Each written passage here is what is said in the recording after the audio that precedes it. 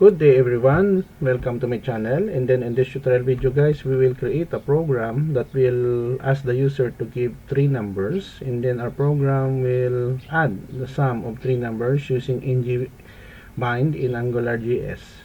Before we continue, I would like to say thank you so much to all my supporters, subscribers, viewers, and most importantly also to my avid viewers, Sir Ernil, Marshmallow, Ma'am Robilin, and Sir Daven.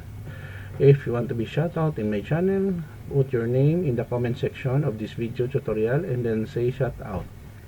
So let's begin. So we have here the sample output. Let's say we have 4, we have 5, we have 2. Automatically it will compute the sum without clicking any buttons. It is interactive.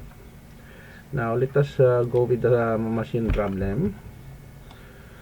Okay, write a program that using ng-bind directive that will accept three numbers, and then the program will compute the sum of three numbers and display the results on the screen.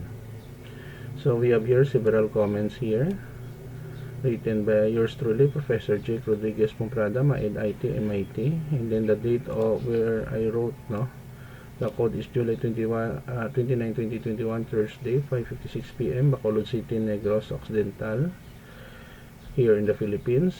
And then my two websites. The first one is www.jakerpomperada.com, and then www.jakerpomperada.blogspot.com, where you can download free source code for free.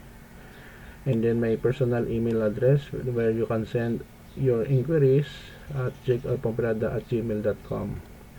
Presently guys, I'm accepting computer programming jobs, software development, IT consultancy, so you can reach me in my email address. So we have here HTML head, title, addition of three numbers using ng-bind in AngularJS, head. We have here body, font family Arial, CSS, or cascading style sheet declaration. Font size 25 PA, font weight bold, and then we are including this file, angular.min.js. Take note that this library file should be in the same folder. And then we have your script, addition, app controller, scope app sum. We add here the value and then we display the result here, and then we close the script. In dev ng-app addition controller app, we will call on here the controller, and then we have here the form and then the table, so ng change is the behavior that we are calling here, in the function, in passing the ng model variable val_1. The same thing with the second, val_2, change val_3, and then third, the same thing, val_3, add val_2, and then we have here the display, of the values expression using span display. And then we close our division, and then slash body and HTML we close. Don't worry guys, because I will put a link in the video description where you can download the complete source code for free in my two websites.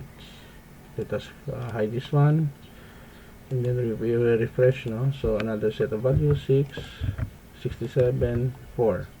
The sum of 6, 67, and 4 is 77. Another set of values, 12, 2, 4, 56. The sum of 12, 4, and 56 is 72. So this is the end of our tutorial video of addition of three numbers using ng-bind in AngularJS. Thank you so much guys for watching. If you like this video, please hit the like button. Don't forget to share, and please support my channel by clicking the subscribe button. See you in the next video tutorial guys. This is your friend Jake saying bye bye for now.